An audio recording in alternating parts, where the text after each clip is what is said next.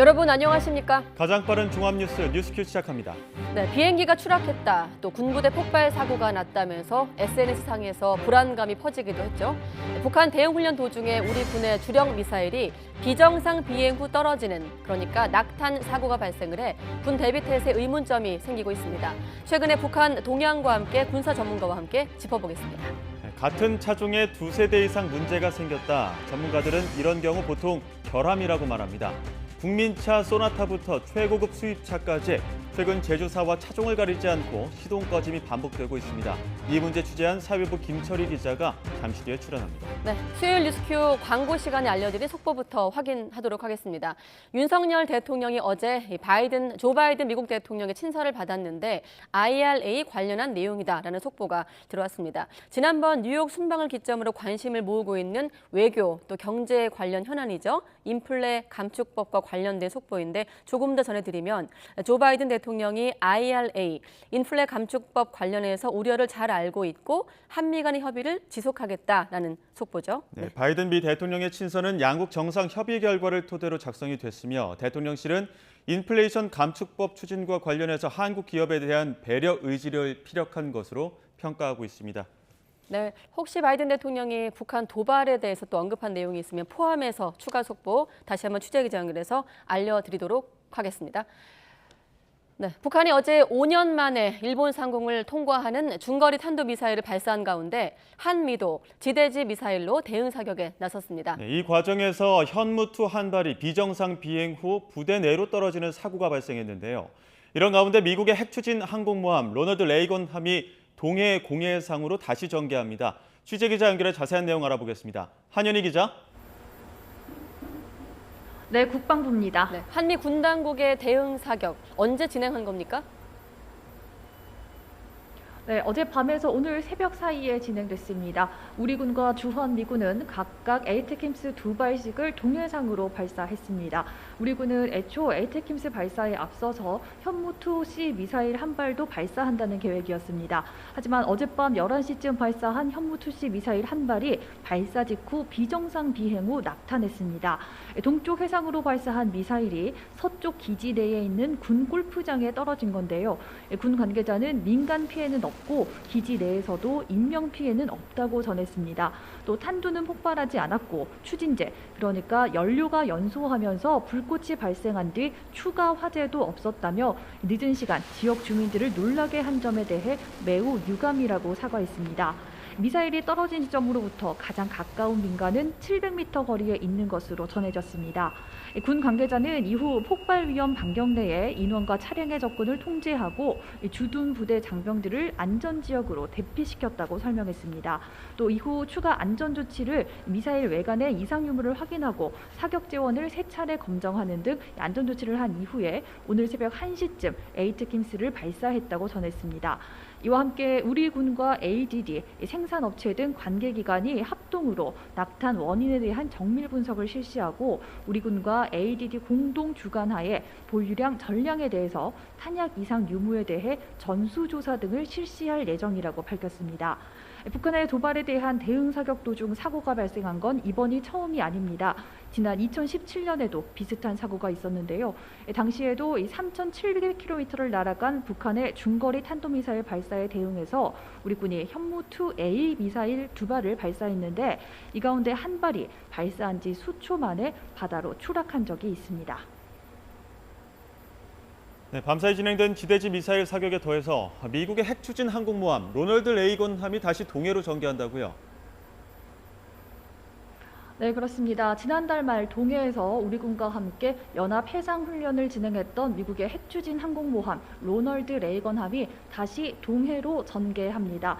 군 당국은 이번 탐모 당습단의 한반도 재전개는 매우 이례적인 것으로 연이은 북한의 도발에 대한 한미 동맹의 대비 태세를 강화하고 북한의 어떠한 도발과 위협에도 단호히 대응하겠다는 한미 동맹의 결연한 의지를 보여주는 것이라고 의미를 부여했습니다. 지난달 23일 부산 작전기지에 입항했던 레이건함은 한미연합해상훈련과 한미일 대잠수함 훈련을 마치고 지난달 30일 우리 해역을 떠났는데요. 닷새 만에 다시 우리나라를 향해 이동하고 있고 이르면 오늘 늦은 오후에 도착할 것으로 보입니다. 어제 한미 국방장관이 전화통화를 통해 결정한 조치로 북한의 중거리 탄도미사일 발사와 관련해 경고 메시지를 보내는 차원으로 보입니다. 로널드 레이건함은 2003년 취역한 미 7함대 소속 항공모함으로 FA-18 슈퍼호넷 전투기와 공중 조기 경보기 등 모두 80여 대의 항공기가 탑재돼 떠다니는 군사기지로도 불립니다. 지금까지 국방부에서 YTN 한현입니다.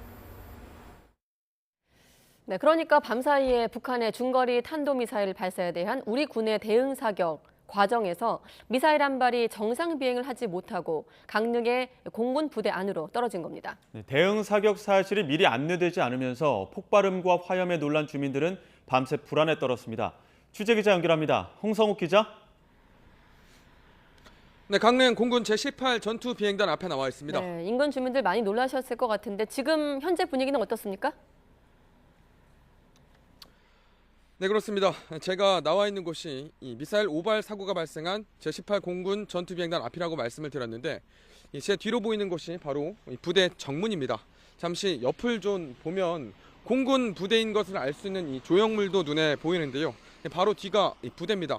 이 사고가 난 곳이 이 부대 아니라 제가 직접 사고 현장을 부대 안으로 들어가서 보여드릴 수는 없는데요. 이 주변은 농촌 마을이 펼쳐져 있습니다. 민가도 적지 않게 모여 있는데요. 지금은 겉보기에 평온해 보이지만 폭발음과 섬광에 놀란 주민들 밤새 불안에 떨었다며 분통을 터뜨렸습니다. 저희가 현장에 도착했을 때 마을 주민 10여 명이 부대로 항의 방문을 하는 모습도 확인할 수 있었습니다. 이 공군 부대 쪽에서 큰 폭발음과 함께 불길과 연기가 치솟은 건 어젯밤 11시쯤입니다. 목격자들은 불길이 10여 분 정도 이어진 뒤 꺼졌다고 말했는데요. 북한 미사일 도발에 대응하기 위해 발사한 우리 군의 현무2 미사일 한 발이 발사 직후 정상적으로 비행하지 못한 채 부대 안에 떨어진 겁니다. 주민들은 마을과 부대가 가까이 있기 때문에 미사일이 마을 쪽으로 떨어졌다면 자칫 큰 피해로 이어질 뻔했다며 불안감을 감추지 못했습니다. 주민의 말 직접 들어보겠습니다. 비행장 부근에 산 20년 넘게 살았어도 비행기 평소에 뜨고 내릴 때는 요란하죠. 그러나 지나가 같은 팡 소리 나는 건 처음 들은 것 같아요. 낙탄 사고 이후에도 군 당국은 밤사이 몇 차례 지대지 미사일 사격을 실시했는데요. 군 당국이 보안을 이유로 언론사에 보도 유예를 요청하면서 사격 사실은 7시간가량 지나서야 뒤늦게 공개되었습니다. 이 때문에 이런 사실을 알지 못한 시민들은 대응 사격이 끝난 뒤에도 밤새 불안에 떨어야 했습니다. 소방서와 시청에는 불꽃이 보이고 폭발음이 들린다는 신고가 잇따랐습니다. 인터넷과 SNS에서는 비행기가 추락했다, 군부대에서 폭발 사고가 났다는 등의 추측성 글이 빠르게 퍼지기도 했습니다. 소방당국은 밤사이 공군부대 주변 마을을 확인한 결과 민가나 인명피해는 없었다고 밝혔습니다. 하지만 주민들은 사전에 충분한 안내 없이 대응 사격을 진행한 군 당국의 사과와 재발 방지를 요구하고 있습니다. 지금까지 강릉 공군부대 앞에서 YTN 홍성욱입니다. 일본 언론들은 북한이 어제 일본 상공을 통과한 탄도미사일을 쏜 의도에 대해 미국령 괌도 사정권에 들어있다는 것을 보여주려는 것이라고 풀이했습니다. 요미우리 신문은 이번 미사일은 미국령 괌에 핵 공격을 할 수 있다는 점을 과시하려는 의도가 있다고 일본 정부 관계자의 말을 인용해 보도했습니다. 마이니치 신문도 북한이 최근 동해로 탄도미사일을 발사한 것과 일본을 통과해 태평양에 낙하한 것은 의미가 다르다고 분석했습니다. 아사히 신문도 한국 국방 관계자 등을 인용해 북한이 우선 중거리와 단거리 전술 핵의 실전 배치를 우선시하고 있다는 관측이 우세하다고 보도했습니다. 5년 만에 일본 상공을 통과한 북한 중거리 탄도미사일이 발사되자 일본 내부에서도 여러 각도의 이렇게 해석이 나오고 있는데요. 미국 바이든 대통령과 일본 기시다 총리가 전화 통화를 하고 북한을 강력 규탄했습니다. 미국은 북한의 이번 미사일 발사 문제를 논의할 유엔 안보리 소집을 요구했습니다. 워싱턴에서 권준기 특파원의 보도입니다. 미국 바이든 대통령과 일본 기시다 총리가 전화 통화를 한 건 북한이 중거리 탄도미사일을 발사한 뒤인 어젯밤입니다. 북한 미사일 문제로 미일 정상이 통화한 건 이례적으로 그만큼 이번 일을 심각하게 인식한다는 걸 보여줍니다. This morning, President Biden spoke with Prime Minister Kishida of Japan, where he reinforced our ironclad commitment to Japan's defense. 미국 정부는 역대 최장거리를 쏜 이번 미사일이 올해 20여 차례 시험 발사 가운데 가장 도발적인 것으로 평가하고 전례 없이 빠른 대응에 나섰습니다. 제이크 설리번 백악관 안보보좌관은 미사일 발사 3시간 만에 성명을 내고 위험하고 무모한 결정이라고 비판했습니다. 또 미국의 안보, 외교, 국방수장은 각각 한국과 일본의 카운터파트와 전화통화를 갖고 대응책을 논의했습니다. This kind of continued action, not only is it unlawful, it is destabilizing to the region and the whole international community. And we continue to condemn this kind of testing and this kind of activity. 한미 군과 일본 자위대도 대응에 나섰습니다. 미국 인도태평양 사령부는 한국 공군과 서해에서 정밀 폭격 훈련을 실시하는 한편 동해 상공에선 일본 항공자위대와 양자 훈련에 들어갔습니다. These engagements were taken to showcase combined deterrent and dynamic strike capabilities while demonstrating the interoperability our nations share. 이런 가운데 미국은 유엔 안보리를 소집해 이번 탄도미사일 발사 문제를 논의할 예정입니다. 하지만 5개 상임이사국 가운데 러시아와 중국의 비협조로 추가 제재안이 결의될 가능성은 낮을 거란 관측입니다. 미국 전문가들 사이에선 우크라이나 전쟁에 미국이 정신을 팔린 사이 북한 김정은이 가능한 모든 무기 실험에 나설 거라며 조만간 대륙간 탄도미사일을 발사하고 연내 핵실험도 강행할 거란 전망을 내놓고 있습니다. 워싱턴에서 YTN 권윤규입니다. 네, 다시 한번 정리해 보겠습니다. 한미 군 당국이 지대지 미사일 4발을 동해로 발사했습니다. 어제 북한의 중거리 탄도미사일 발사에 대한 대응 사격을 한 건데요. 네, 이 과정에서 현무2 탄도미사일이 비정상 비행 후 기지 내로 낙탄하는 사고도 발생했습니다. 군은 정확한 원인을 파악 중인데요. 신종우 한국국방안보포럼 사무국장과 자세한 이야기 나눠보겠습니다. 어서 오십시오. 안녕하세요. 네, 안녕하십니까. 국장님도 아까 그 홍성욱 기자가 전해준 대로 현지 광릉 주민 반응도 보셨습니다만은 결과론적으로 뭐 인명 피해가 없다, 유감 표명이다라고만 좀 정리할 사안은 아닌 것 같습니다. 엄중한 얘기이기 때문에 하나하나 여쭤보겠습니다. 자, 먼저 한미가 지대지 미사일 4발을 발사했는데 어떤 미사일이고 어떤 성격을 갖고 있습니까? 발사에 성공한 지대지 미사일은 뭐 전술 지대지 미사일로 해서 네. 에이테크스라고 불리는 미사일입니다. 예. 네. 한미가 동일한 기종들을 보유하고 있고요. 사거리는 최대 165km 정도에서 300km 정도 날아가는 단거리 탄도 미사일입니다. 예. 근데 북한 입장에서는 이 에이테킴스가 위협이 될 만한 뭐 대응 혹은 뭐 위협이 될 만한 이슈라고 보십니까? 4발 대응 사격이? 근데 좀 사거리가 너무 짧다 보니까 뭐 북한이 발사한 원점을 타격하기는 좀 불가능한 사거리죠. 예. 그래서 뭐 잘 모르겠습니다. 이게 북한의 뭐 입장에서는 이게 뭐 예. 모르겠지만 네. 뭐 그래도 그나마 이게 에이테크스 같은 미사일들은 뭐 이게 확산탄이라 해가지고 예. 네. 뭐 광범위한 지역을 동시에 타격할 수 있으니까 뭐 위협적인 무기체계라고 볼 수가 있겠지요. 광범위한 지역을 예, 뭐 확산탄이라서 뭐 이런 수류탄 크기 모양의 여러 개 자탄이 분산되면서 네. 넓은 지역을 이렇게 동시에 파괴한 거니까 네. 경장갑 차량까지도 뭐 네. 무력화시킬 수 있는 그런 이제 미사일이 되겠습니다. 근데 그 한미가 그 에이테킴스를 동일하게 보유하고 있긴 하지만 주력 미사일로 따지면은 미국은 에이테킴스고 한국은 현무 시리즈지 않습니까? 근데 그렇죠. 현무2A가 네. 지금 낙탄한 사고에 대해서는 어떻게 판단하고 계십니까? 뭐 현무 2C로 이제 군이 밝혔는데요. 예, 2C가. 예. 2C는 이제 뭐 실전 배치가 얼마 안 된 이제 신형 미사일입니다. 예. 뭐 영상이 지금 나오고 있는데요. 네.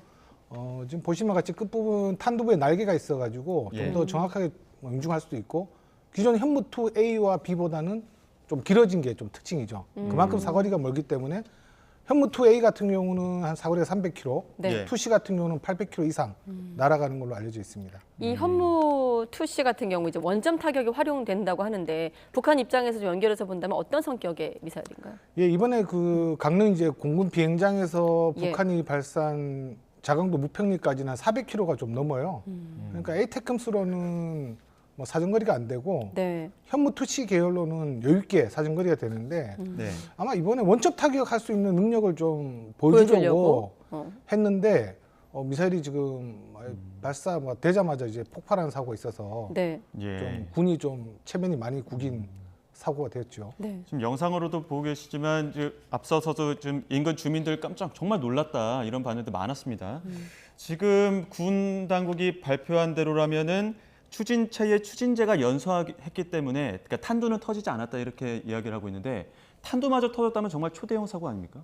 그렇죠. 그러니까 지금 다행히 이제 떨어진 지점이 이제 우리 공군 비행단 근처에 가면 이제 뭐 골프장들이 좀 네. 있어요. 뭐 예. 공군 조종사들이 사용할 수 있는 시설인데 거기 떨어진 망정이지 다행인데 미사일 사고가 좀 심각하죠. 왜냐하면 이제 동해안으로 발사된 미사일이 거꾸로 내륙으로 떨어진 거예요. 전혀 예. 반대 방향으로.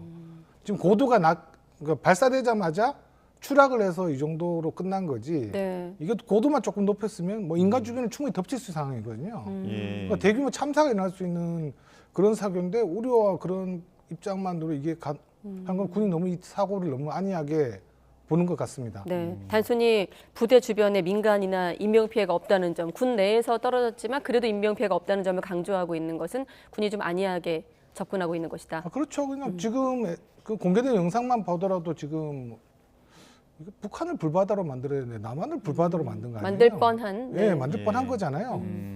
정말 군이 지금 이런 모습에 대해서 게다가 이렇게 그 안보상으로 지금 북한이 저 중거리 탄도미사일을 지금 네. 5년 만에 일본 열도를 넘기는 초강력 도발을 했는데도 불구하고 이렇게 대응이 좀 이렇게 좀 아쉽게도 뭐 정말 우리 군의 원점 타격이 항상 말로만 주장했는데 이번에 제대로 보여주지 못한 것에 대해서는 철저하게 원인 규명이 되어야 될 것으로 보여집니다. 자, 이런 대응 사격 훈련을 할 때 혹시 매뉴얼 같은 게 있을까요? 아마 이런 실험을 하기 전에 민간이나 인명 피해를 막기 위한 어떤 조치들, 시나리오도 머릿속에 담아 놓고 이런 훈련을 할 텐데 사전 혹은 사후 조치 중에 놓친 부분이 있는지, 특히나 지금 보면 보도 유예 요청으로 7시간이나 걸리면서 시민들의 혼란이 가중되었다. 뭐 이를테면 북한의 도발은 우리가 어떻게 할 수 없는 부분이 있습니다만 훈련은 예상 가능한 부분이잖아요. 그런 측면에서 한번 질문 드린다면 어떻습니까?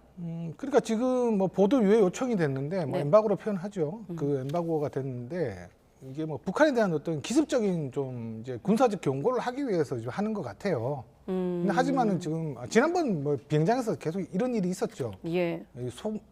에이테크스 민가가 근처에 떨어졌다 멀리 떨어졌다 치더라도 발사 폭우가 엄청나거든요. 예. 그럼 결국은 주민들에게 좀 적절하게 알렸어야 되는데, 그러니까 뭐 바로 이제 추락하고 나서라도 이렇게 이런 사고가 있었고, 네. 뭐 인명 피해는 없었습니다. 뭐 화재 다 진압됐습니다. 문자라도 좀 뭐 사실 공지됐으면 예. 논란이 없었을 텐데 이거를 계속 이제 보도 위로 두니까 뭐 추측 논란만 계속 나오고 네. 사건이 점점 더 커지는 것 같아 보입니다. 아까 그 현장 취재 기자가 전할 때 저희 자막 제목이 전쟁 난 줄 알았어요라는 민간인 반응이었어요. 민간 주민들의 반응은 그랬어요. 그렇죠. 대응 비행기 때문에? 추락이라고 뭐 생각하시면 당연하죠. 비행단 근처에 있었고 이제 훈련 내용에서 제대로 안 알려졌으니까 네. 주민들이 좀 불안에 떨만 하죠. 예. 지금 뭐군 당국에서는 정확한 원인 파악하고 있다고 하고는 있는데 그 현무 미사일 자체로도 우리 군 당국에서 홍보를 많이 했던 미사일 종류들이 있습니다. 왜 터졌는지 어떤 가능성을 좀 생각해 볼 수 있을까요? 뭐 정확히 알 수는 없어요. 예. 알 수는 없는데 이제 거의 뭐 그 다행히 뭐 비행단 그 발사장하고 비행단은 좀 추락한 지 항상 가깝습니다. 네. 아니, 초기 단계부터 이제 추락했는데 아마 추진체에서 좀 문제가 좀 생긴 게 아닌가. 예. 그 불안전 추진되면서 이제 추락을 했고 네. 그에 따라서 지금 화염이 상당히 크잖아요. 거의 이제 고체 연료가 연소가 안 된 거예요. 네. 그러다 보니까 폭발이 커진 거죠. 아마 초기 발사 단계부터 문제가 좀 있었던 것 같고 뭐 유도부 같은 경우도는 크게 문제가 없는 것 같아요. 아예 비행을 아직 못했으니까. 예. 그러니까 네. 추진체라고 한다면은 미사일을 추진시켜서 위로 올린 다음에 정석 궤도를 올리는 그 단계일 텐데 이 단계에서 추진체가 제대로 연소하지 못하고 떨어졌다고 봐야 되는 겁니까? 그 연소를 못할 수도 있고 예. 뭐 동체 균열을 해서 뭐 이제 불안전 연소가 될 수도 있고 뭐 여러 가지 원인인 것 같아요. 뭐 제가 이제 정확하게 답은 못 드리겠습니다. 예. 일단은 아직 뭐 발사한 지점에서 아주 인근인 걸 봐서는 예. 거의 발사 직후 뭐 추락했다고 보시면 될 것 같아요. 네. 예, 거의 자, 직후입니다. 미사일 낙탄 사고, 사실 북한에 아까 보여주기 위한 어떤 대응 차원의 성격의 시험이기 때문에, 훈련이기 때문에 좀 체면을 구긴다 이런 측면에서 볼 수도 있겠습니다만, 또 우리 국민들 입장에선 우리 군에 대한 좀 무기체계에 대한 불신 이런 측면에서도 볼 수가 있겠거든요. 그렇죠. 어느 나라나 무기체계 개발해서 이런 좀 실패는 있어요. 네. 북한도 뭐 화성 12 미사일을 최근에 좀 발사한 걸 추정되는데 이 네. 미사일도 개발 과정에서 폭발 사고 있었는데 이건 좀 실전 배치된 미사일이다 보니까 예. 얘기가 조금 달라지는 거죠. 예. 그리고 이 중대한 시기에 이런 이제 불량탄을 가져가고 쏜다는 자체에서는 충분히 이제 국민들이 안보 불안을 느낄 수 있는 그런 이유가 될 수가 있습니다. 또 한 가지 측면에서 실사격 부족으로 인한 성능 검증이 좀 부실하다 이런 비판도 있던데 이 부분은 어떻습니까?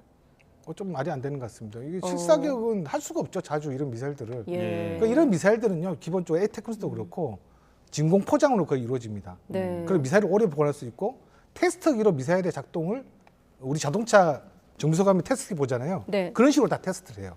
미사일 뚜껑을 열어보라 그러진 않아요. 예. 네. 근데 그 과정에서도 이상 없었다라고 하니까 발사를 했겠죠. 그럼 결국 이제 이 미사일 자체를 전체적으로 현무투시는 뭐 배치된 지가 2년도 채 안 되는 것 같은데 이 미사일 다 전수조사를 해야 되겠죠. 예. 예. 우리 정부에서는 킬체인 시스템 굉장히 많이 강조하지 않았습니까? 그러니까 사전 포착한 후에 원점 타격하는 건데 이 원척 타격하는 킬체인의 한 축인 현무가 제때 기능을 못했다. 그렇다면 킬체인 시스템에 대한 회의도 있을 것 같은데요. 뭐 전체적인 뭐 이런 걸 알 수는 없고요. 그냥 뭐 생산된 이제 제품 중에서 한 개가 이제 문제가 되는 것 같은데 뭐 그 전수조사를 해봐야겠지만은 전수 결과에 따라서 뭐 다 전체 정밀하게 조사해 보니까 다 문제가 있다 이럴 경우에는 그렇겠지만 네. 지금 봐서는 그 정도까지는 아닌 것 같고 생산 과정에서 이제 문제 있는 탄이 나와서 이번에 좀 뭐 큰 사고가 난 것으로 보여집니다. 네. 아무튼 한미 연합 전력의 대응 능력을 좀 보여주기 위한 과정에서 실수가 있었고 또 사고로 이어진 측면이 있는데 아까 전수조사 말씀하셨거든요. 예. 전수조사를 한다면 구체적으로 좀 어떤 점을 들여다보면서 원인을 파악해 가는 과정이 있어야 될까요? 일단 제작사는 주 하나라고 하는 회사인데요. 네. 그 ADD와 하나가 이제 좀 정밀하게 봐야 되는데 그런 이제 뭐 업체 관계자도 열심히 좀 처음부터 봐야겠죠. 근데 뭐 제가 전수조사를 어떻게 할지 알 수는 없지만 네. 일단 추진 개통의 문제로 보여지니까 그 부분을 좀 중점적으로 봐야 될 것 같아요. 예. 추진 개통. 예, 유도라고 생각하는 부분들은 좀 테스트가 다 되거든요. 네. 아마 지금 뭐 정확하게 알지 모르겠어요. 뭐 초기 단계에 이제 했기 때문에 뭐 추진 개통 같습니다. 네. 이 부분도 한번 봐야 될 것 같습니다. 지금 북한 도발 때문에 연합훈련 마치고 돌아가던 로너드 레이건호 회항했습니다. 다시 동해로 전개하는데 이 부분도 굉장히 이례적이라고 하더라고요. 당연히 이례적이죠. 예. 지금 북한의 지금 어제 발사한 이제 중거리 탄도미사일에 대해서 우리는 중거리 표현하는데 북한은 그러니까 미국은 장거리라고 표현해요. 그만큼 괌을 충분히 타격할 수 있는 미사일로 느끼고 있기 때문에 예. 그에 따라서 좀 더 고강도 군사 압박이 필요하다고 하는데 레이건 함이 왔다고 해가지고 북한이 도발을 안 한 건 또 아니잖아요. 그 레이건 함 말고 또 다른 또 전략자산이 전개할 가능성도 네. 배제할 수는 없죠. 네. 네. 참고로 국장님도 말씀하셨고 ADD 아까 한현희 기자도 ADD 언급했는데 국방과학연구소를 국방과학연구소입니다. 네, 예. 말하는 거고요. 자, 한미 간의 대응 사격 사실 북한 도발이 있었기 때문에 대응 차원의 훈련이었는데 북한이 쏜 미사일 얘기로 넘어가겠습니다. 사거리가 4,500km 중거리 미사일에 해당하고 북한이 쏜 미사일 가운데 가장 멀리 날아간 거죠. 예, 북한 개발한 미사일 표현을 정확하면 탄도 미사일 중에서 탄도 가장 미사일? 멀리 네. 날아간 미사일로 하죠. 예. 뭐 일본 열도를 지금까지는 3번을 넘긴 이제 미사일이고 과거에 대포동이 넘겼다고 하는데 그거는 네. 이제 우주 발사체 성격에 가까운 거니까 네. 2단 추진체가 태평양에서 낙한 거고 이거는 군사용의 탄도 미사일이 일본 열도를 지금 넘긴 겁니다. 지금 그러니까 중거리 탄도미사일로는 올 초에 한번 발사하고 이번에 다시 발사를 한 건데 앞서 말씀하신 것처럼 미국 입장에서는 괌이 직접적인 타격 범위에 들기 때문에 아무래도 긴장하고 다시 한번 그 로너드 레이건 호도 다시 회항하고 이렇게까지 좀 전개하는 이유가 되지 않았습니까? 당연하죠. 그러니까 지금 미 본토를 타격하려면 이제 9,000km 정도 날아가야 돼요. 네. 하지만 괌은 미국령이 아니겠습니까? 예. 뭐 3,000km 좀 넘게 떨어져 있죠. 네. 거기를 충분히 커버할 수 있는 거리에 사거리를 보여준 거예요. 예. 그러면서 미국이 지금 뭐 항모뿐만 아니라 뭐 다른 전략 자산도 충분히 전개할 수 있고 네. 예. 북한이 과거에 이제 2017년 패턴을 봐서는 이번 한 번으로 끝날 것 같지는 않습니다. 네. 또 다시 재발사를 할 가능성도 아, 높다고 볼 수 있죠. 그렇군요. 자, 네. 북한의 재발사 가능성 잠시 뒤 여쭤보기로 하고 예. 조금 전 들어온 중요한 속보가 있기 때문에 한 가지만 전해드리고 또 국장님과 북한 동향 파악해 보겠습니다. 자, 서울경찰청 반부패 관련 수사 내용인 것 같은데요. 경찰이 전직 부원장이 사무실을 사적으로 사용했다는 의혹과 관련해 국정원 산하기관을 압수수색하고 있는 것으로 YTN 취재 결과 확인되고 있습니다. 네, 서울경찰청 반부패 수사대는 오늘 오후부터 국가안보전략연구원 사무실을 압수수색하고 있습니다. 경찰은 오전에는 의혹 당사자인 전 부원장 조모 씨 자택을 압수수색하고 있습니다. 보다 자세한 내용은 잠시 후에 다시 한번 전해드리도록 하겠습니다. 네, 다시 괌 얘기로 좀 돌아와서 미국령이기 때문에 사실 여기가 갖고 있는 좀 군사적 상징성을 한번 여쭤보고 싶은 건데 미국의 어떤 첨단 무기, 육해공이 다 주둔하고 있는 곳 이렇게 좀 알려져 있지 않습니까? 네, 좀 소개를 해주시죠. 뭐 괌이라는 것은 미국 영위지뿐만 아니라 뭐 앤더스 공군기지라 해서 가끔 이제 미국 전략 폭격기가 전개하고 하는 기지죠. 네. 뭐 이제 북한뿐만 아니라 중국을 좀 그 군사력을 좀 배치하는 전진 기지라고 할 수 있는데 그 괌 기지를 타격을 북한은 해야 돼요. 왜냐하면은 한반도 유사시에는 괌에서 증원 전력이 들어오기 때문에 그런 기지를 타격하기 때문에 이런 뭐 여러 가지 사거리의 미사일을 개발하고 있는 거죠. 예. 그러니까 한반도 유사시에 미국의 예. 정원군이 들어올 수 증원군이죠. 있는 증원군, 예, 증원군이 들어올 수 들어오는데 있는. 그래서 괌도 지금 북한을 좀 고려해서 네. 뭐 사드 배치를 지금 했는데 최근에 작년인가요? 그 원격 발사까지 해서 괌에 있는 로타섬이라는 앞쪽에 70km 앞에 또 사드를 또 전진 배치를 또 시켜놨어요. 네. 그만큼 이제 북한의 탄도미사일 위협을 느끼고 그에 따른 미사일 방어망을 갖춰가고 있는 뭐 한반도 유사시 증원 전략 기지라고 보시면 될 것 같습니다. 북한이 올해 굉장히 많은 도발을 했었는데 그러니까 중거리 탄도미사일로 보면 앞서 말씀드린 것처럼 1월에 한 번 하고 이번 달에 한 번 했습니다. 비교를 해보자면 1월 달에는 고각으로 올렸단 말이죠. 근데 왜 이번에는 각도를 높여서 사거리를 훨씬 더 넓게 했을까요? 아, 지금 제가 뭐 정확하게 이건 뭐 말씀드릴 수 없는데 예. 2017년 패턴하고 2020년 패턴을 좀 비교해 보니까 네. 예. 고탄도각 발사가 이루어진 뭐 그래픽에도 나오는데요. 네. 고탄도각 발사라고 뭐 고각 발사로 표현하는데 그게 이루어지고 나면 이어서 바로 정상각도 발사를 하더라고요. 고각으로 실험한 이후에. 예, 그러니까 지금 올해도 마찬가지 1월 달에 고각 발사를 하고 지금 네. 정상각도 발사를 해서 예. 일본 열도를 넘겼잖아요. 뭐 리허설 수준으로 보여집니다. 아무리 봐도. 예. 그러니까 지금 2017년 두 번 쐈으니까 네. 지금 또 남아 있죠. 그리고 북한의 도발 강도가 예전과는 달리 상당히 이례적으로 좀 강도가 셉니다. 예. 뭐 탄도미사일을 연이어 뭐 일주일에 뭐 5번 쐈죠. 예. 중거리 탄도미사일도 물론 더 쏠 가능성이 있고 네. 앞으로 장거리에 쏘고 난다면 거의 뭐 핵 버튼을 누를 가능성이 높다고 보여집니다. 예. 지금 도발 수위가 좀 올라갈 것이라 이런 전망을 하시는 것 같은데 최근에 열흘 동안에 북한의 미사일은 단거리였고 지금 이제 화성 12형 발사한 거 보면 또 국장님 말씀을 토대로 보면 조금 더 수위가 좀 올라갈 것이다 이런 좀 분석이신데 사실 도발, 억제, 제재 이런 거에 좀 반복이잖아요. 한반도의 어떤 긴장 상황을 표현해 보면 지금 시점에서 북한이 도발의 수위를 좀 높이는 배경을 해석해 본다면 어떤 점이 있을까요? 아, 뭐 지금 북한이 원하는 것 뻔하죠. 핵무기를 보유해야 돼. 대북 제재를 풀어라. 뭐 그게 좀 결국은 그게 답인데 네. 뭐 미국이나 지금 전 세계적으로 보면은 북한이 좀 신경 크게 안 써요. 지금 미국도 그렇고 바이든 정부도 취임한 지 1년 만에 이제 대북 정책이 나온 게 미국의 미사일 도발에 대한 비난이었죠. 네. 따지면 전 세계가 지금 코로나로 상황에서 그러는데 좀 관심을 좀 더 끌기 위해서는 도발의 강도를 과거보다 좀 많이 높여야겠다. 예. 그런 측면에서 지금 뭐 과거의 어떤 긴장을 통해서 반대급부로 뭘 얻겠다는 그런 전략은 버리지 못하고 있는 것 같아요. 그리고 결국 북한이 뭐 도발 여기서 중단할 것인가로 봤을 때는 좀 가능성은 좀 많이 낮아 보입니다. 이전의 미사일 실험과 다르게 이번에는 일본의 입장도 굉장히 주목됩니다. 일본 입장에서는 자기 집 지붕을 날아간 미사일이기 때문에 내부에서도 이거를 요격을 못한 것이냐 아니면 아예 탐지조차 못한 것이냐 안 한 것이냐 이런 논란들이 많은 것 같은데 어떻게 보십니까? 우리가 탄도미사일 날아온다 해가지고 전 미사일 다 요격하지는 않아요. 예. 우리가 뭐 아이언돔이라고 하는 그런 미사일들도 내가 방어하자 목표에 날아오는 것만 골라서 방어를 합니다. 근데 능력이 있어야지 하는 거지 않습니까? 그 능력 자체가 있느냐 없느냐에 대한 어떤 회의론이 있는 것 같은데요. 그렇죠. 일본은 이제 SM3라고 해가지고 지금 그래도 미국 다음으로 해상 요격체가 상당히 발달돼 있어요. 뭐 이스라엘이 좀 끝까지 요격해서 발사하자마자 이제 뭐 J-얼렛이나 이제 예. 비상을 걸었고 하는 거 봐서는 그 추적을 하고 있었을 거예요. 근데 네. 결국은 뭐 항상 홋카이도 이제 아오모리 현이라고 하는 상공을 통과해서 이게 정점이잖아요. 예. 그거 틀어보면 바로 떨어지잖아요. 그냥. 네. 하지만 이제 그런 계산을 탄도미사일은 계산을 하거든요. 예. 그래서 아마 그래서 이제 안 할 것 같은데 어찌됐건 간에 일본으로서는 불쾌할 수밖에 없는 거죠. 네. 최근에 국정원이 이제 국회에서 보고 차원에서 밝힌 내용을 보면 북한이 핵실험을 한다면 10월 16일에서 11월 7일 사이 그 가능성이 될 것이다. 아마 외교적인 좀 일정과 맞물려 이런 해석이 나올 텐데 하나는 중국의 당 대회가 있고 또 하나는 미국의 중간 선거 아니겠습니까? 과거 좀 사례를 짚어보면 북한 같은 경우 미국 선거 이후에 좀 더 강경하게 혹은 좀 반대로 대화로 가는 사례로 좀 비춰졌는데 어떻게 좀 전망하십니까?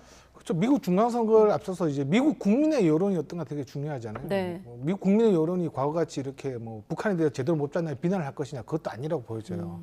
결국은 뭐 미국에서는 이제 11월 달로 보는데 아직 북한이 이제 보여줄 카드가 있기 때문에 네. 이제 중거리가 끝나고 그다음에 장거리 그다음에 장거리가 쐈을 때 과연 어떻게 될 것인가. 그래서 계속 북한이 좀 긴장을 높이는 거니까 네. 장거리 쏘고 난 이후에나 미국의 또 반응을 또 봐야 될 것 같아요. 그럼 끝으로 궁금해서 장거리라고 한다면 우리가 ICBM입니다. 이제 5,500km 이상의 이상인 ICBM을 얘기하는 거죠. ICBM 그 네. 가능성까지도 좀 보고 계시나요? 네, 그 카드가 4개겠죠. 단거리, 중거리, 장거리, 핵단추.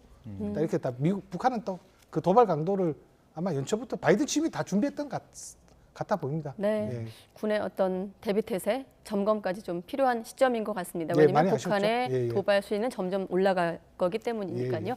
자, 신종우 한국국방안보포럼 3국장과 함께했습니다. 고맙습니다. 예, 감사합니다.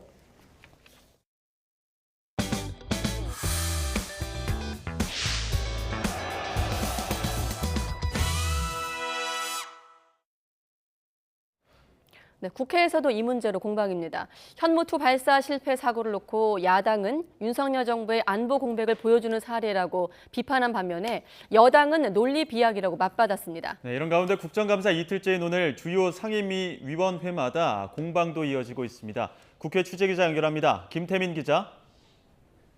네, 국회입니다. 네, 현무2 발사 실패 사고에 대해서 여야 반응 어떻게 갈리고 있습니까?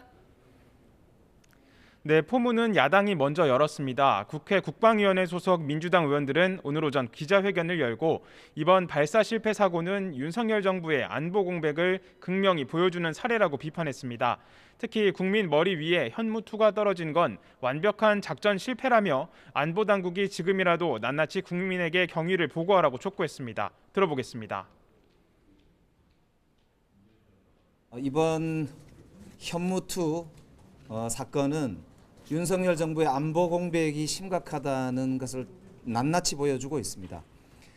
지금 실시간으로 안보 상황을 점검할 수 있는 대통령실의 시스템이 돌아가고 있는지 심각한 의문입니다. 여당은 이런 민주당의 주장이 논리 비약이라고 반발했습니다. 애초에 현무2가 문재인 정부 때 만들어진 미사일이라며 기술 결함으로 발생한 일을 대통령에게 책임지라고 주장하는 건 억지 정치 공세라고 꼬집었습니다. 이어서 들어보겠습니다. 기술적 결함으로 미사일이 부서졌다고 해서 그 대통령이 책임을 지고 안보 공백이라고 주장하는 민주당은 참으로 너무 논리의 비약이고요. 그렇게 따지면 문재인 정부 때도 미사일이 폭파한 적도 있었고 이처럼 여야의 시각 차이가 뚜렷한 상황에서 내일 열리는 합동참모본부 국정감사에선 현무2 발사 실패 사고가 최대 쟁점이 될 전망입니다. 네, 또 오늘 기재위에서는 예상대로 부자 감세 공방이 빚어졌죠. 네, 기획재정부에 대한 국정감사가 이틀째 이어지고 있는데요. 오늘은 재정당국의 조세 정책, 특히 윤석열 정부의 세제 개편안에 대한 공방이 격화하고 있습니다. 야당은 윤석열 정부의 법인세, 종부세 완화 정책 등이 결국 부자 감세 아니냐고 지적한 반면 여당은 법인세 인하는 이미 세계적인 추세라고 반박했습니다. 추경호 경제부총리 역시 감세 혜택은 대기업보다 중소, 중견기업에 돌아가는 혜택이 더 크다고 강조했습니다. 들어보겠습니다. 이번 세제 개편안, 특히 과세표준 3천억 이상에 대해 해당하는 100여 개 기업에 대한 법인세 인하, 이거 부자 감세 맞죠? 대기업을 부자로 프레임을 하는 그 인식부터 동의를 하고 있지 않고, 제가 늘 말씀드리지만 이번에 법인세 개편안에 부총리, 중소 중견기업이 오히려 대기업보다 감면폭이 더 크다. 중앙선관위에 대한 국회 행안위 국감장에선 여야 간 고상이 오가기도 했습니다. 여당 측이 민주당 이재명 대표의 선거법 위반이 확정되면 선거 비용을 빠르게 회수해야 한다고 주장하자 야당은 국감장에서 정쟁을 유발하는 거냐며 크게 반발했습니다. 각각 이어서 들어보겠습니다. 언론에서는 434억 원에 대해서 어떻게 받느냐. 그런데 제가 제가 발의한 법안에 따르면 선관위에서 정당 보조금을 줄 때 그만큼 차감해서 줘도 된다 이런 겁니다. 정말 이건 정쟁으로 몰고 가는 거다. 2002년도 한나라당은 불법 대선 자금 전달 사건에 수백억 원의 정치자금을 차떼기로 받았는데 그때 문제 삼지 않았어요, 낙선한 후보에 대해서. 근데 국회 행안위 국정감사는 오후에도 이 문제를 둘러싼 여야 설전으로 한 차례 파행을 겪다가 지금은 다시 재개한 상황입니다. 네, 현무투, 보좌감세, 그리고 윤석열차. 윤석열 대통령을 풍자한 만화를 놓고 어제 한 차례 여야 공방이 있었는데 오늘도 논쟁이 이어지고 있다고요? 네, 어제 문화체육관광부는 윤석열 대통령의 풍자 만화를 전시한 한국만화영상진흥원에 엄중 경고 조치를 내렸습니다. 정치적 주제를 노골적으로 다룬 만화를 전시 작품으로 선정했다는 게 이유였는데 국민의힘도 이런 작품에 공공기관이 포상까지 한 건 표현의 자유와는 별개의 문제라고 거듭 지적했습니다. 들어보겠습니다. 표현의 자유는 누구나 표현의 자유고 창작할 자유가 있죠. 근데 그것을 그 공공기관이 그 표창을 하고 예산을 받아 하는 건 문제가 있다고 봐요. 표현의 자유와 포상하는 건 별개의 문제지. 당연히 비판받아야 되지. 하지만 문체부 국정감사에서는 반면 야당의 지적이 잇따르고 있는데 과거 풍자의 자유를 보장하겠다던 윤석열 대통령의 발언 영상을 튼 데 이어서 박근혜 정부 당시 문학의 블랙리스트 사건을 언급하며 정부를 압박했습니다. 이에 대해 문체부는 작품이 아닌 공공기관의 문제를 지적한 것이라고 반박했습니다. 이어서 들어보겠습니다. 대통령도 정치 풍자는 당연한 권리라고 했어요. 네, 당연한 권리입니다. 그건. 이 사건은 헌법상 표현의 자유와 관련 있는 문제에다가 대통령 뜻과도 배치돼요. 학생의 작품을 문제 삼는 게 아닙니다. 왜 순수한 예술적 감수성으로 영성을 쌓은 중고생 만화 공모전을 정치호용 공모전으로 변색시킨 만화진흥원에 대해서 장관님 지적을 이처럼 정부가 고교생의 만화에까지 간섭한다는 야당의 지적과 여기 맞서는 정부 여당의 반박이 이어지면서 논쟁은 격화할 것으로 보입니다. 지금까지 국회에서 YTN 김태민입니다. 행정안전부가 국회를 방문해 더불어민주당의 정부 조직 개편 구상안을 설명한 가운데 민주당은 여성가족부가 보건복지부 산하로 격화되는 데 대해 심각한 우려와 문제의식을 전달했습니다. 민주당 오영환 원내대변인은 취재진과 만나 당이 여성가족부라는 명칭을 고집하는 건 아니지만 여성가족부가 차관급 본부장으로 격화될 때 타 부처와의 교섭력이 약화될 수 있다면서 이같이 말했습니다. 다만 보훈처를 국가보훈부로 격상하는 건 문재인 정부 때도 논의된 만큼 공감했고 재외동포청 신설 역시 당의 공약이기도 해 동의했다고 설명했습니다. 소비자 물가 상승폭이 2달 연속 줄어들면서 5%대 중반을 기록했습니다. 통계청은 물가가 정점을 지났을 가능성이 없지 않다면서 석유류 가격 흐름이 향후 물가 추이의 관건이 될 것이라고 전망했습니다. 보도에 오인석 기자입니다. 국제 유가 하락으로 석유류 가격 상승률이 낮아지면서 전체 물가 오름세는 2달 연속 주춤하는 모습을 보였습니다. 6월과 7월 6%대로 치솟았던 소비자 물가는 8월에 이어 지난달에도 5%대 중반을 기록했습니다. 상승폭도 2달 연속 줄었습니다. 무엇보다 석유류 상승률이 둔화한 게 영향을 끼쳤는데 지난 6월 39.6%로 정점을 찍은 뒤 석 달 연속 상승세가 꺾였습니다. 8월 초 1,800원대였던 전국 평균 휘발유 값은 최근 1,600원대로 떨어졌습니다. 경유값 등은 여전히 높은 수준이지만 전월과 비교해 가격 내림세가 이어졌습니다. 반면 농산물 가격과 외식 물가는 여전히 고공행진이 이어졌습니다. 배추와 무 가격이 1년 전보다 90% 넘게 폭등했고 수입 쇠고기는 10% 넘게 올랐습니다. 다만 풍년인 쌀은 크게 내렸습니다. 치킨과 생선회 등의 가격이 오른 영향으로 외식 물가 상승률은 30년 만에 가장 높았습니다.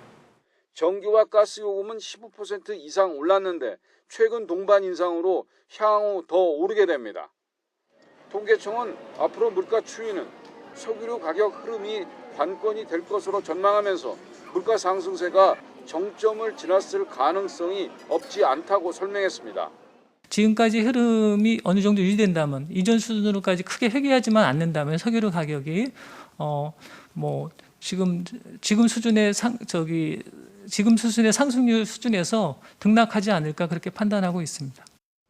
하지만 최근의 환율 급등세와 전기 가스 요금 인상, 우크라이나 전쟁 장기화는 국내 물가 상승 압력을 높이는 요인입니다.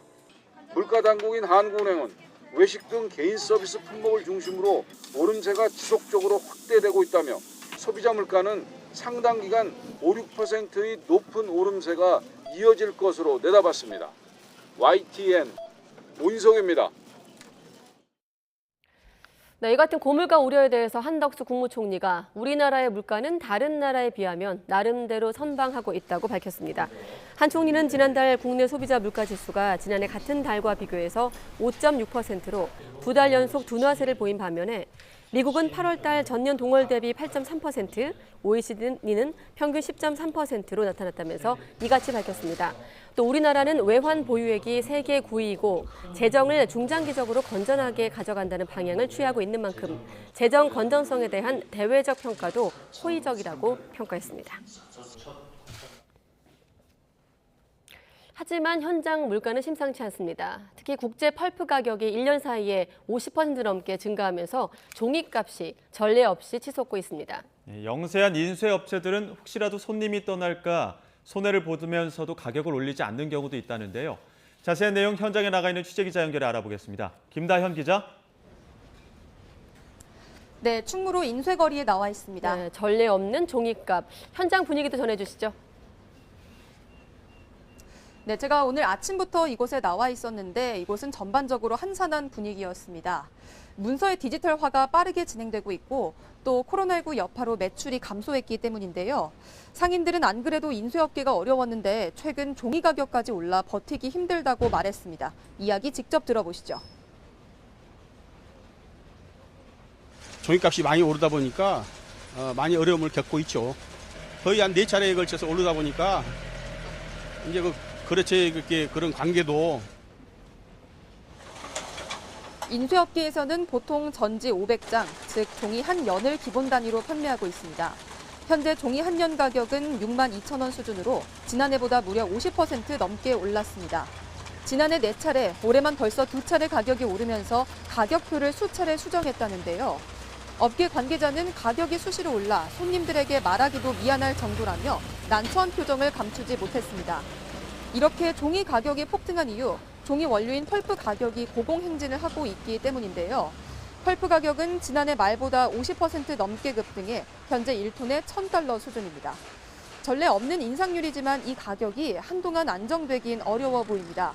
코로나19 영향이 줄면서 전 세계적으로 펄프 수요는 늘었는데 주요 조림지인 인도네시아, 캐나다 등의 홍수와 산불이 겹치면서 원료 수급에 어려움을 겪고 있는 탓입니다. 여기에 원달러 환율도 1,400원을 넘어서며 수입 비용이 대폭 증가한 것도 가격 인상에 적잖은 영향을 미쳤습니다. 결국 제지업계와 인쇄업계는 어쩔 수 없이 제품 단가를 올렸는데 기존에도 문서 디지털화로 수요가 감소한 상황에서 손님이 더 줄어들까 노심초사하는 분위기입니다. 업체 관계자들은 자신은 겨우 버티고 있지만 이미 다른 곳으로 이직한 상인들이 많다는 이야기도 전했습니다. 인쇄물 자체가 좀 줄어들고 있어가지고 분위기가 많이 안 좋아요. 연세 드신 분들도 계시고 일이 없으니까 폐업하시는 분들도 계시고. 이처럼 제지, 인쇄업계까지 불어닥친 물가 인상 바람은 소비자들에게는 부담을, 상인들에게는 폐업이라는 안타까운 결과를 낳고 있습니다. 지금까지 충무로 인쇄거리에서 YTN 김다현입니다. 네, 이번엔 택시 대란 관련 얘기인데 택시 잡기가 점점 어려워지자 정부가 심야 시간대 택시 호출 요금을 올리기로 했는데요. 네, 기본료 인상에 할증까지 붙으면 $10,000까지 올라가게 되는데 승객들은 너무 비싸다고 불만이지만 택시업계는 그 정도로는 떠났던 기사들이 돌아오지 않는다고 우려했습니다. 윤혜리 기자의 보도입니다. 올해 연말부터 밤 10시부터 새벽 3시까지 심야 시간대 강남역에서 택시를 부르려면 $10,000에 가까운 기본 요금을 내야 합니다. 현행 심야 시간대 할증 요금은 4,600원인데 카카오 블루와 같은 가맹 택시 호출 요금이 최대 5,000원까지 오르면 요금은 9,600원으로 뜁니다. 여기에 서울시가 연말에 택시 기본 요금을 현행보다 1,000원 더 올릴 예정이라 소비자 부담은 더 커질 걸로 보입니다. 택시가 잡히기만 한다면 비싼 호출 요금을 감당하겠다는 의견도 있지만 좀 많이 비싸지긴 하는데 그래도 너무 급하면 그렇게 배차만 잘 된다면 사용할 것 같아요. 당장 택시 이용을 줄이겠다는 의견이 대다수였습니다. 지금 요금도 사실 많이 부담이 되긴 하는데 그러면 아예 사실 택시를 못 탈 것 같다는 생각이 좀 많이 듭니다. 택시 하시는 분들도 상당히 힘드신 상황인 것도 이해하고 요즘 또 경제도 좋지도 않고 그렇게 했을 경우에 과연 사람들이 많이 이용할까라는 생각. 정부는 승객이 호출 요금을 낼지 말지 선택할 수 있도록 했지만 수요가 몰리는 시간대 웃돈을 내지 않으면 택시 잡기는 지금처럼 하늘의 별 따기일 수밖에 없습니다. 호출 요금을 8,000원까지 올려야 한다고 주장해온 택시기사들도 아쉽긴 마찬가지입니다. 택시업계는 이번 대책이 배달이나 택배업체로 빠져나간 기사들을 되돌아오게 하기엔 부족하다는 입장입니다. 플러스 5,000원 정도는 돼야지 보통 하루에 한 5건 정도를 호출을 받는다 치면은 한 65만 원, 월 한 65만 원 정도가 되거든요.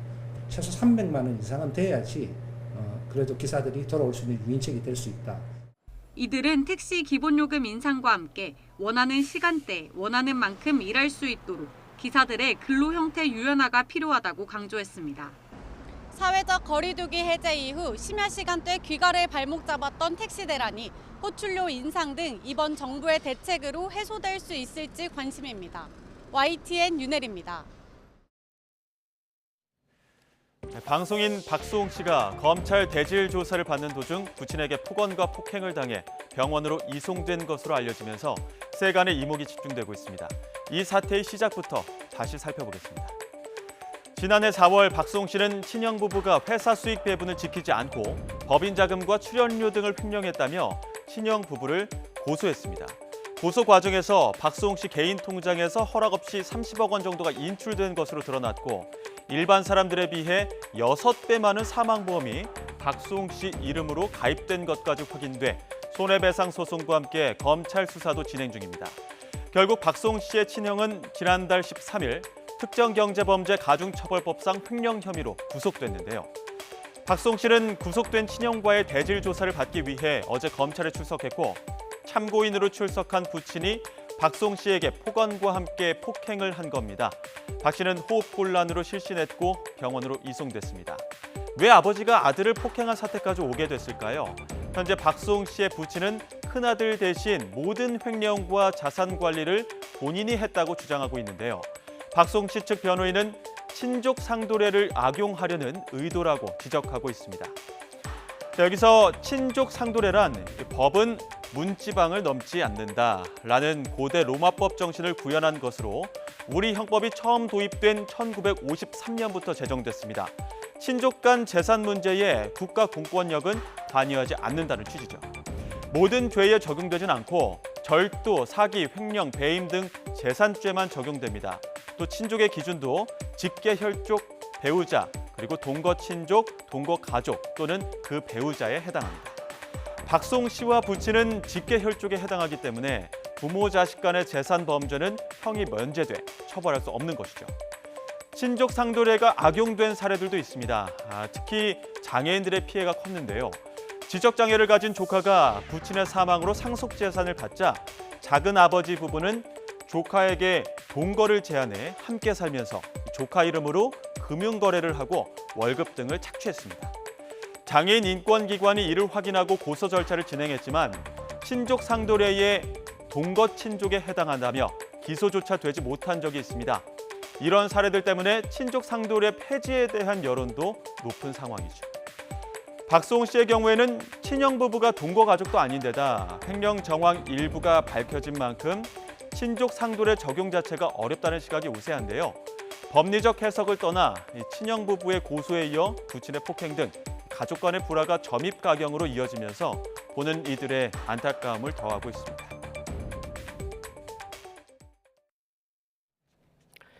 마약 투약을 한 혐의를 받고 있는 유명 작곡가 겸 가수 돈 스파이크가 구속 상태로 검찰에 넘겨졌습니다.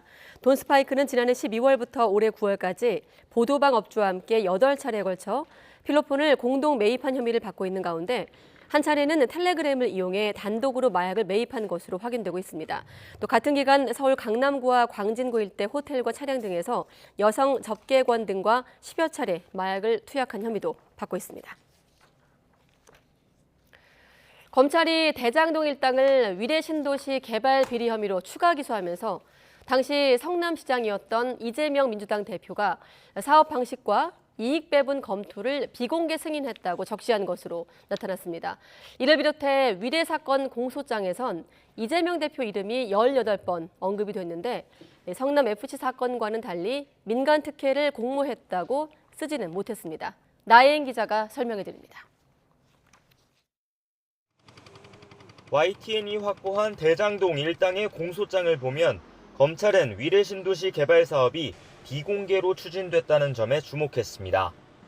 2013년 5월 성남시가 시의회 반대를 못 이겨 사업을 포기한다고 공식 발표했는데 물밑에선 유동규 당시 시설관리공단 본부장이 개발이나 수익 배분 방식을 계속 검토했다는 겁니다. 이런 일은 이재명 당시 성남시장의 공약 이행을 위한 비공식 조직 기술지원 TF에서 담당했고 시장도 승인했다고 검찰은 판단했습니다. 겉으로 알 수 없는 상황에서 사업이 추진됐다는 전제는 부패방지법 위반 혐의의 핵심인 직무상 비밀 이용을 뒷받침하는 근거가 됐습니다. 검찰은 이를 비롯해 24쪽 분량 공소장에서 이재명 대표의 이름을 18번 언급했습니다.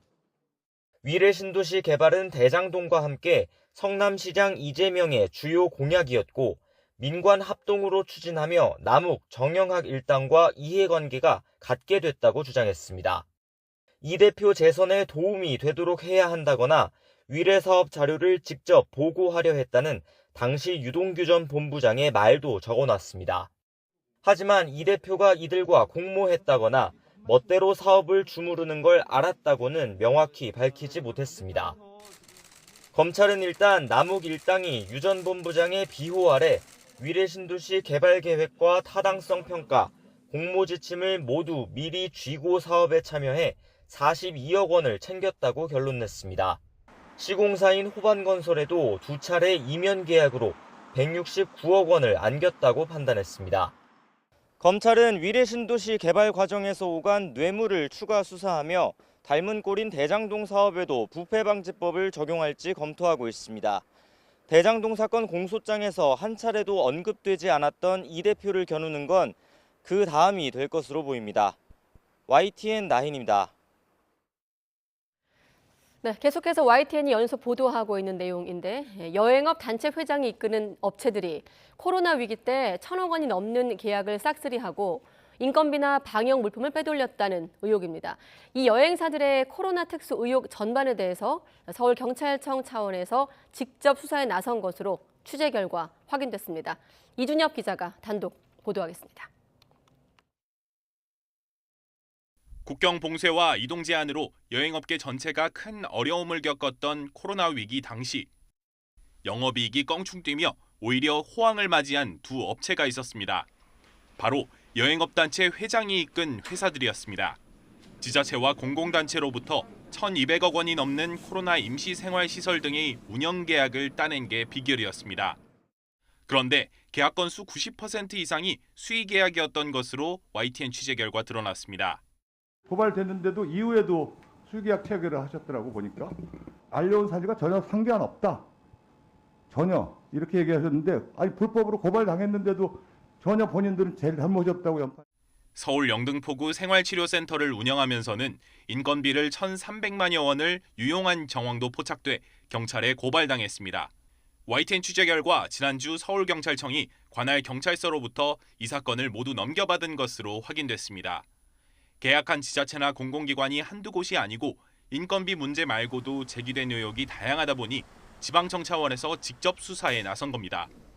여행업단체 회장이 이끄는 두 업체는 방역시설 운영 첫 계약부터 여행업단체 회장 자격으로 자체 추천하면서 따낸 데다 지난 5월 경찰에 고발당한 이후에도 수의계약을 문제없이 체결해 미심쩍다는 지적을 받았습니다.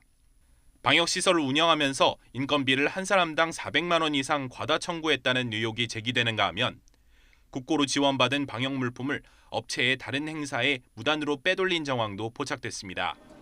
업체 측은 그동안 아무도 하지 않으려던 방역시설 운영에 스스로 앞장섰을 뿐이고 부당하게 이득을 본 것은 없다고 해명해왔습니다. 코로나19 위기 극복이 선봉장이었는지 방역을 핑계로 허술해진 감시를 악용했는지는 수사 과정에서 차차 드러날 것으로 보입니다. YTN 이준엽입니다. 네, 이 문제도 YTN이 연속으로 보도하고 있는 사안인데 국민차로 불리고 있는 현대자동차 소나타의 시동 꺼짐 현상이 몇 년 동안 반복되고 있는 것으로 YTN 취재 결과 확인되고 있습니다. 현대 팰리세이드와 기아 카니발, 벤츠 마이바흐에 이르기까지 차종과 제조사를 가리지 않고 비슷한 사고가 반복되는 이유가 무엇인지 이번 사건 취재한 김철희 기자와 함께 자세한 이야기 나눠보겠습니다. 어서 오십시오. 안녕하십니까.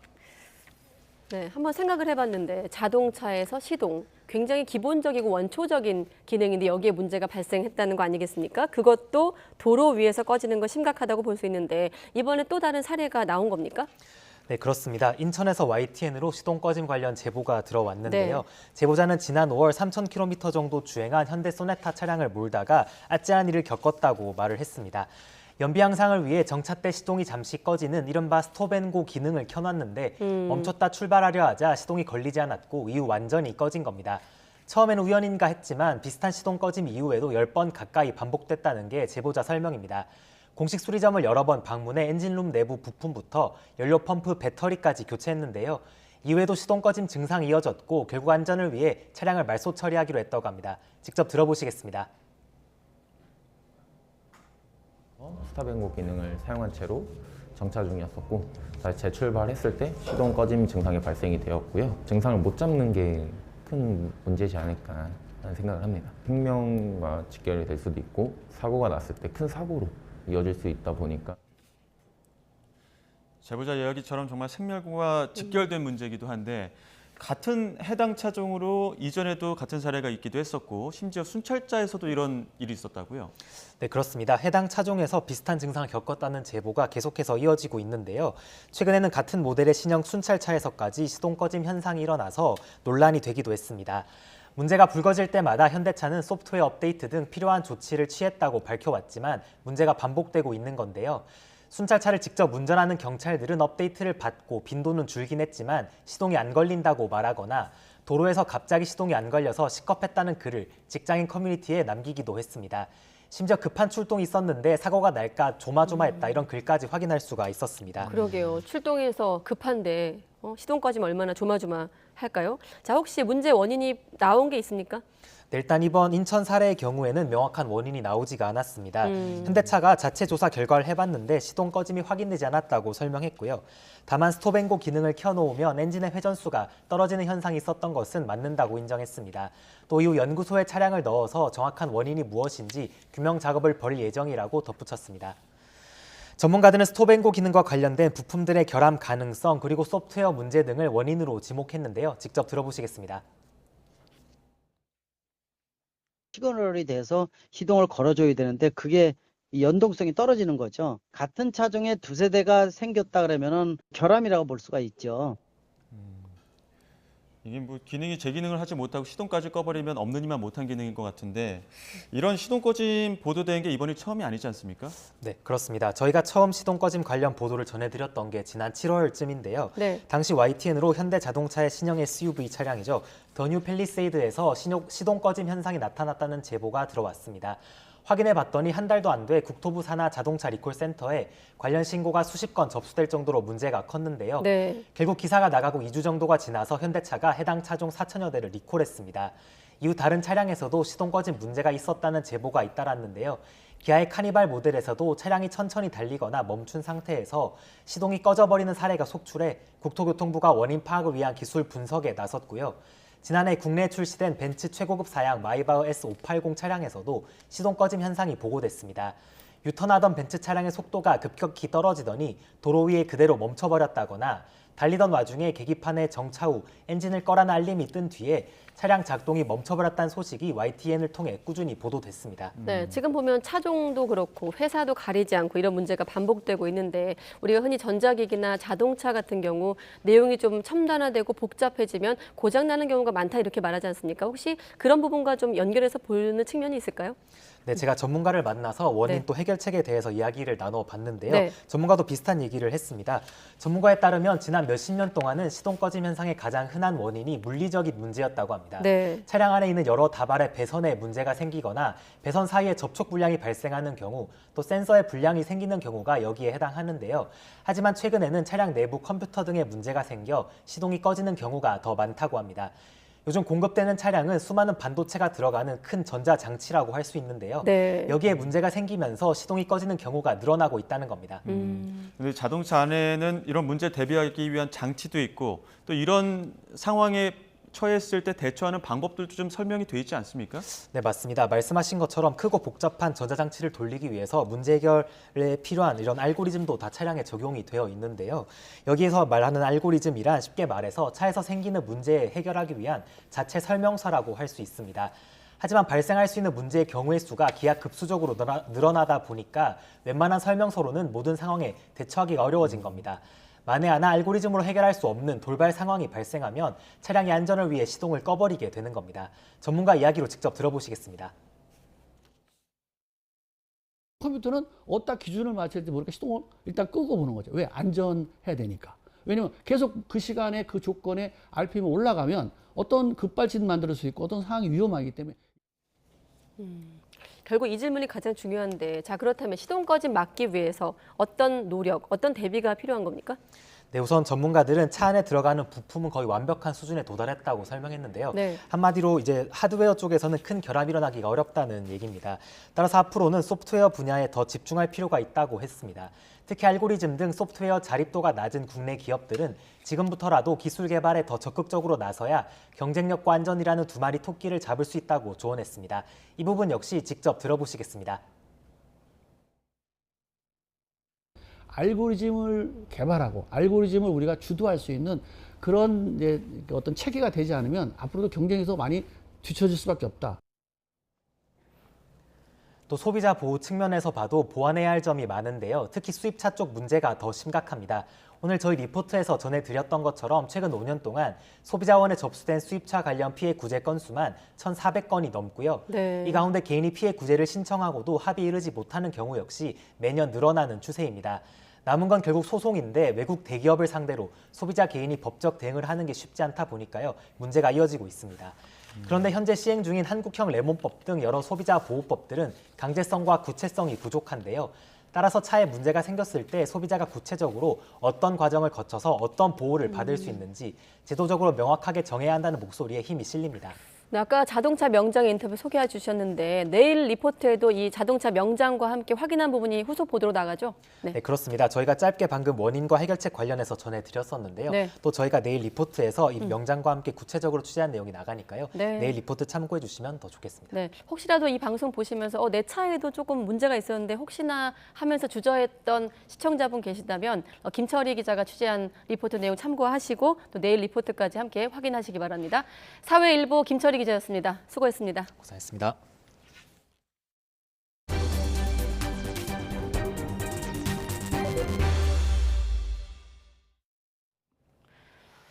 네, 러시아가 핵무기 사용 움직임에 대한 서방의 우려 섞인 보도에 대해서 허언이라고 반박했습니다. 러시아의 부인에도 불구하고 우크라이나가 전쟁에서 선전할수록 핵 공포가 오히려 커지는 분위기입니다.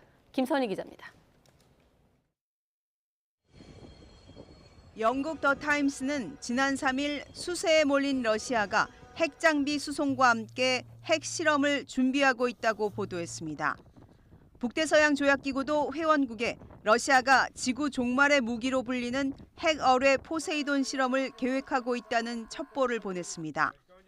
이런 서방의 우려 섞인 시선에 대해 러시아가 사실이 아니라고 반박했습니다. Знаете, в западных средствах массовой информации, в западных политиков, у глав государств сейчас очень много упражнений по ядерной риторике. Мы принимать участие в этом не хотим. 다만 러시아는 최근 일론 머스크 테슬라 최고 경영자가 제안한 종전안에 대해서는 긍정적인 의사를 나타냈습니다.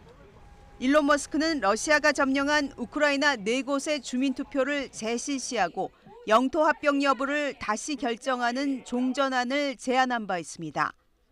하지만 우크라이나가 여기에 불쾌감을 드러내자 러시아는 우크라이나가 대화를 거부한다면 특별 군사작전은 계속된다고 강조했습니다. 동원령 2주 만에 병력 징집 인원이 20만 명이 넘었다고 과시하기도 했습니다. На сегодня вооруженные силы прибыло свыше 200 тысяч человек. Мною поручено обеспечить всех необходимыми комплектами одежды и другим имуществом. 러시아의 부인에도 불구하고 핵 위험에 대한 우려는 가시지 않고 있습니다.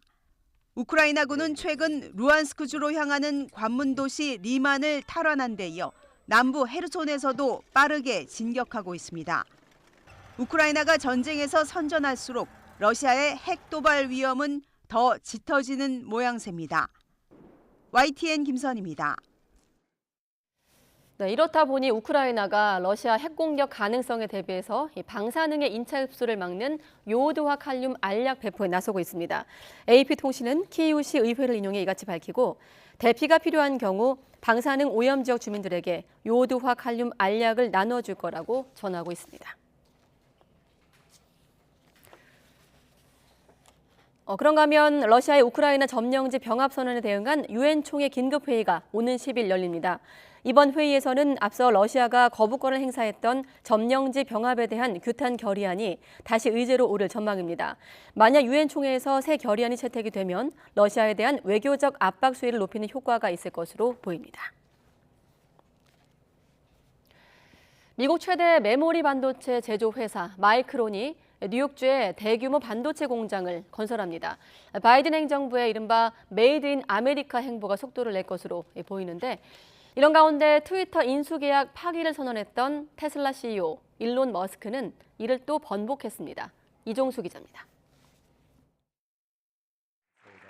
마이크론이 뉴욕주 북부 클레이에 대형 공장 신설 결정을 내렸습니다.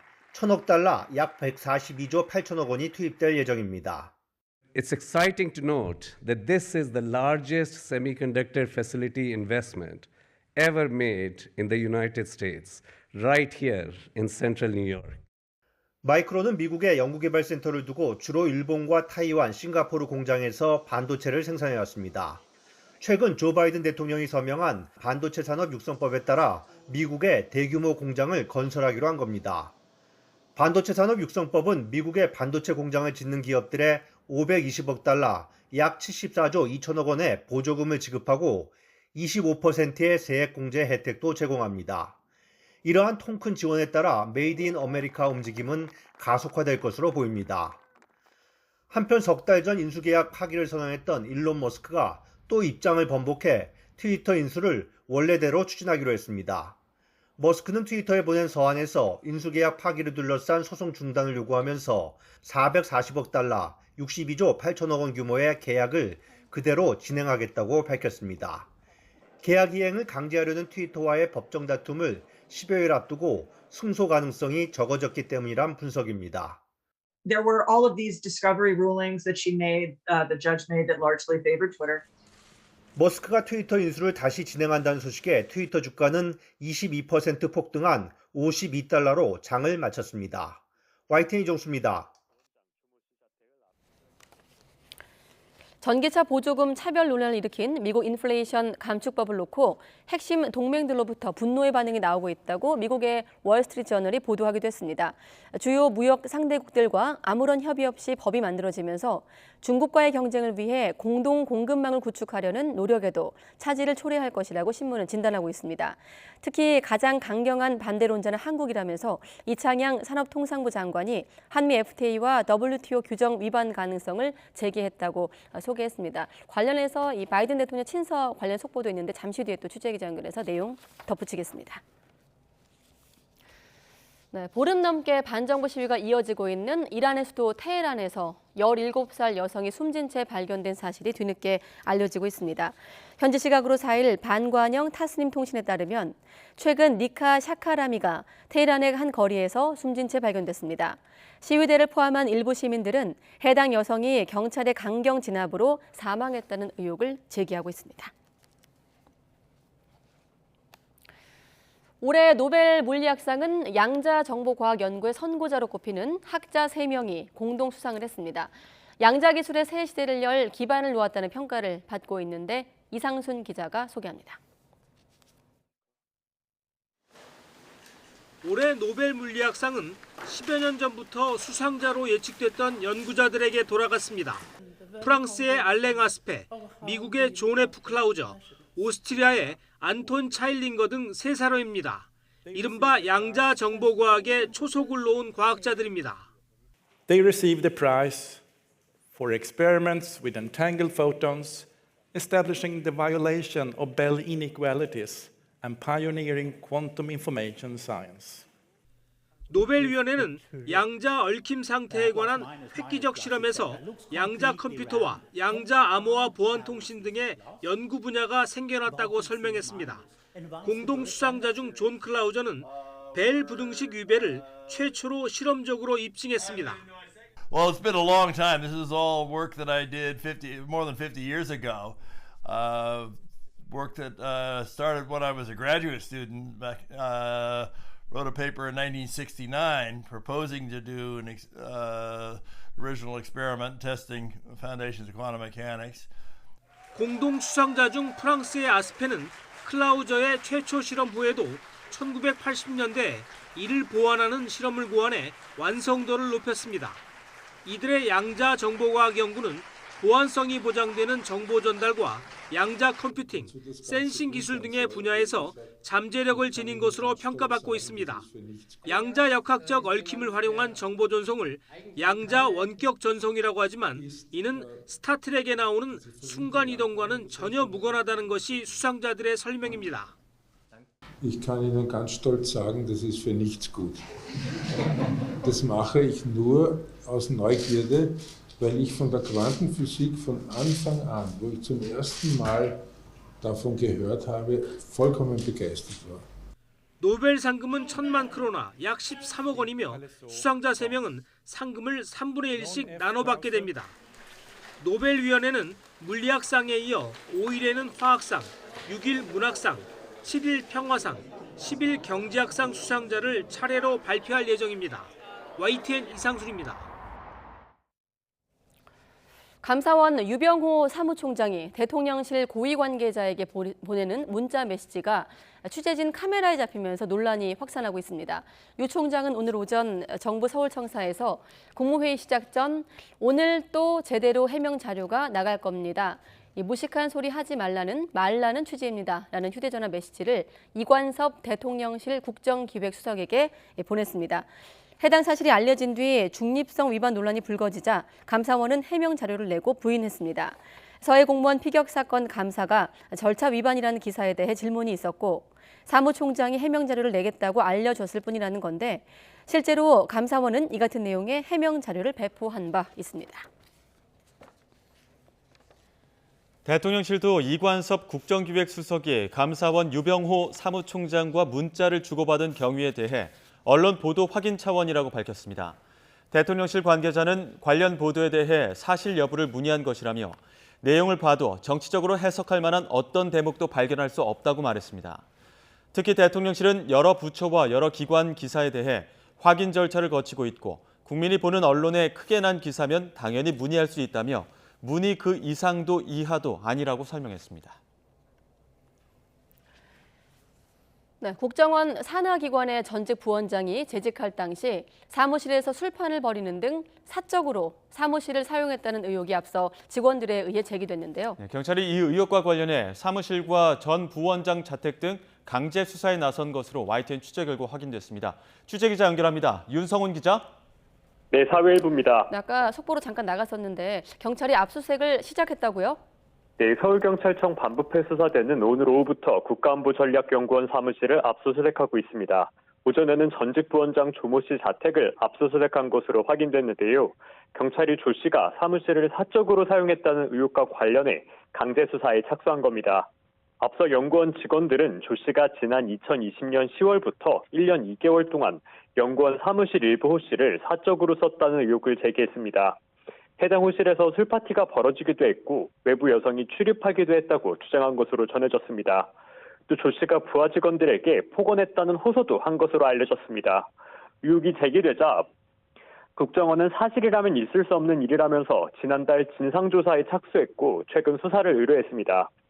연구원은 국정원으로부터 예산 지원을 받고 국정원 요청 연구를 수행하는 사실상 국정원 산하 기관입니다. 한반도 전략, 외교 전략, 안보 전략 등 종합 외교 안보 분야와 분석을 맡고 있는데요. 조 씨는 국정원이나 연구원 출신 전문가는 아니지만 문재인 대선 캠프에서 행정사무를 담당하다가 특채됐고 지난 6일 그만둔 것으로 알려졌습니다. 지금까지 사회부에서 전해드렸습니다. 북한의 중거리 탄도의 미사일 발사에 대한 우리 군의 대응 사격 과정에서 비정상적인 낙탄으로 인해 강릉 주민들은 영문도 모르고 밤새 공포에 떨어야 했습니다. 군 당국이 언론에 보도 유예를 요청했기 때문인데 혼란만 가중시킨 보도 유예 요청이 왜 이루어졌는지 의문이 남습니다. 황보혜경 기자가 짚어봤습니다. 밤하늘이 번쩍이더니 일대가 순식간에 밝아집니다. 이어 강한 빛을 내는 물체가 솟아오르고 이내 어둠 속으로 사라집니다. 어둠 속에서 나무 너머로 무언가가 타오르고 화염과 함께 뿌연 연기가 쉴 새 없이 뿜어져 나옵니다. 밤사이 YTN의 제보로 들어온 강원도 강릉 지역 영상입니다. 추락 사고가 났다, 엄청난 포성이 들린다는 등 시청자 제보가 잇따랐고 온라인 커뮤니티에도 관련 내용이 실시간으로 퍼져나갔습니다. 확인에 나선 취재진에게 군 합동참모본부는 사격 훈련이라고만 밝히면서 정확한 확인을 위해 아침 7시까지 보도를 늦춰달라고 요청했습니다. 보도 유예 요청은 YTN을 비롯한 모든 언론사에 이뤄졌습니다.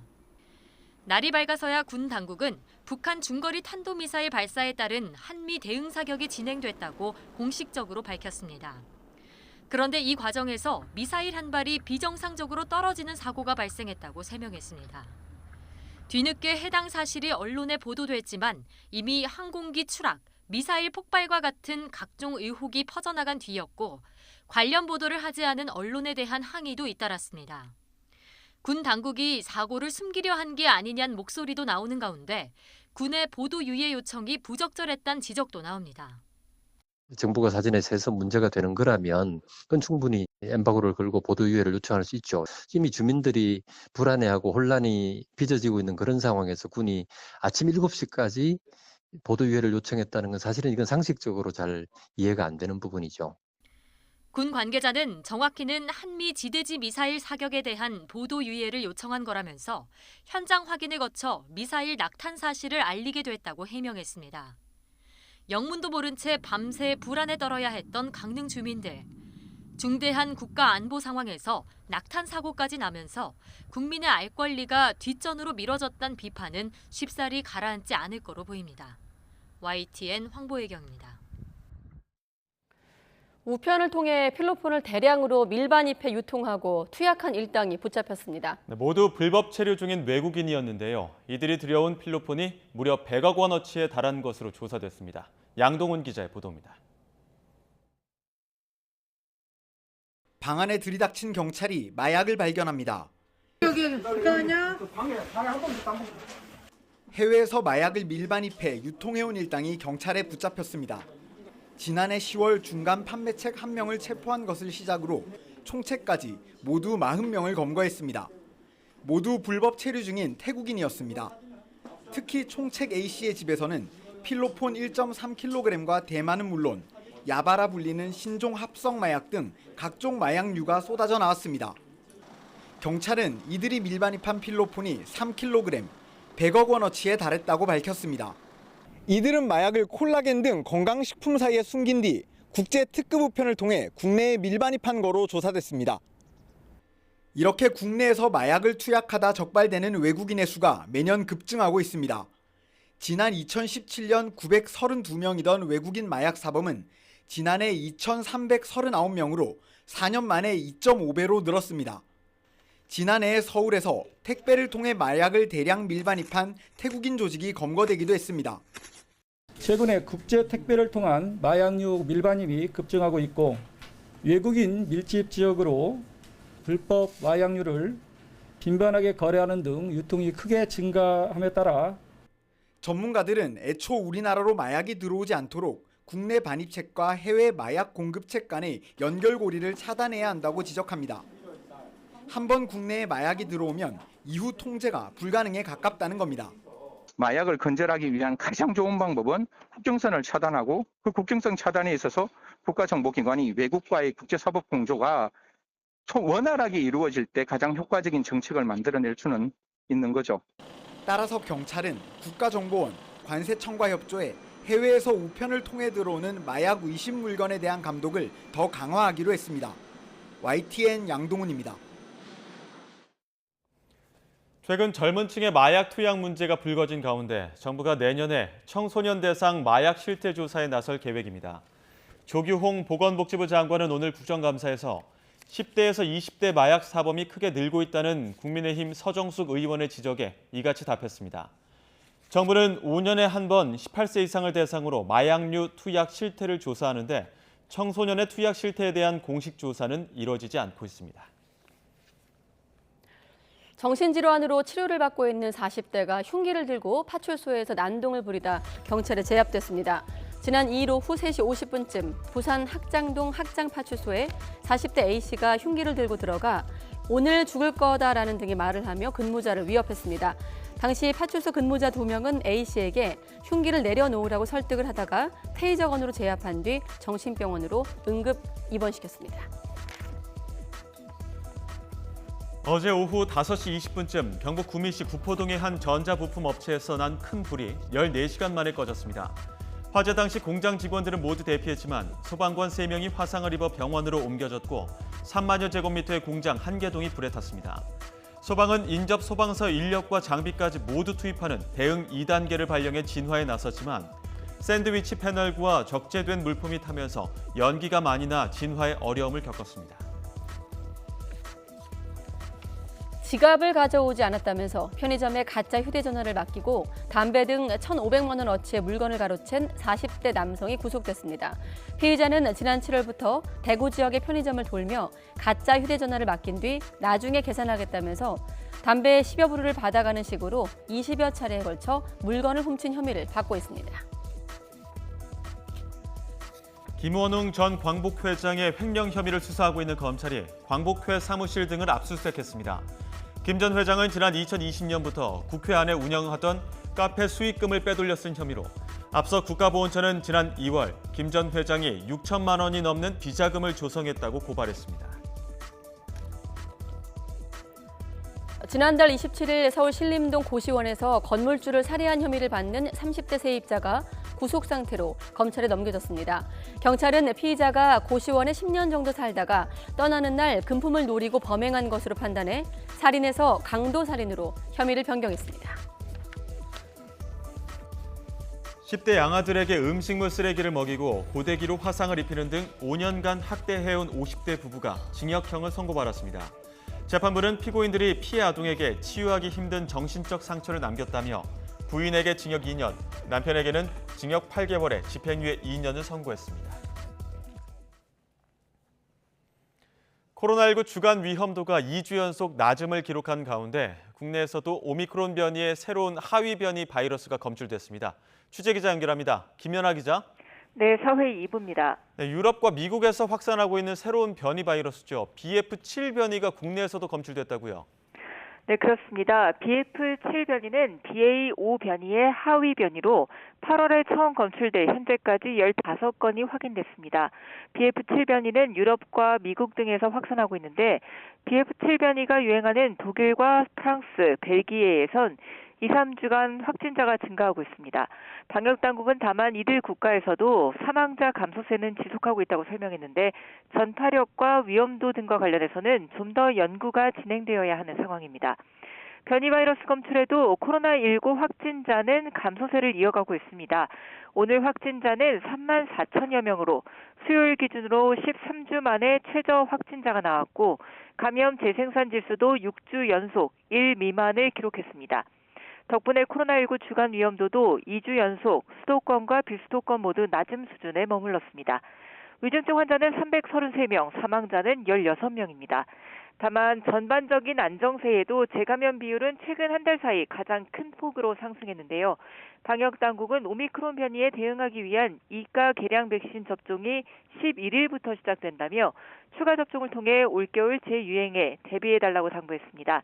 질병관리청은 올 12월에서 3월 사이 재유행이 예상되고 새 변이가 나타날 수도 있지만 겨울철 유행을 잘 버티면 실내 마스크 착용 의무를 단계적으로 완화하는 방안을 논의할 방침입니다. 지금까지 사회 2부에서 YTN 김연아입니다. 코로나19 이후 3년 만에 전면 정상화한 부산국제영화제가 잠시 뒤 개막합니다.